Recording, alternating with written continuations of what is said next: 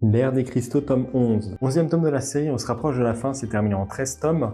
C'est toujours particulier en fait. Là, maintenant, je vous avais dit, le précédent tome, il y avait une ellipse qui s'était passée, on avait vu un peu les autres cristaux essayer de se rapprocher de Maître Vajra d'une manière totalement différente, autre de maître à disciple, ou un truc égal à égal. Là, ils sont vraiment allés limite en train de l'idolâtrer. J'ai envie de te dire, ça ressemblait limite un petit peu à ça. Et ben, on voit un peu là avec les pages à la rigueur, sans trop spoil. Ils se limitent un peu en train de l'idolâtrer d'une manière ou d'une autre et ça va un peu se retourner vite fait contre eux. Parce qu'on voit que Vajra, en fait, il essaie de cacher des informations par rapport à ce qu'on avait déjà, et même les cristaux. C'est vraiment compliqué à définir parce que vraiment tout se passe de manière différente par rapport à ce qu'on peut imaginer. Je pense que j'ai jamais lu un récit un peu comme ça. Je regarde, j'ai pas une page à la rigueur. Ouais, voilà ce que je vous disais, un peu limite en train de l'idolâtrer. On est vraiment sur un truc irréel par rapport à ce qu'on avait au début de la série et ce qu'on a pu voir il y a quelques tomes. On n'a vraiment pas l'habitude de voir ça.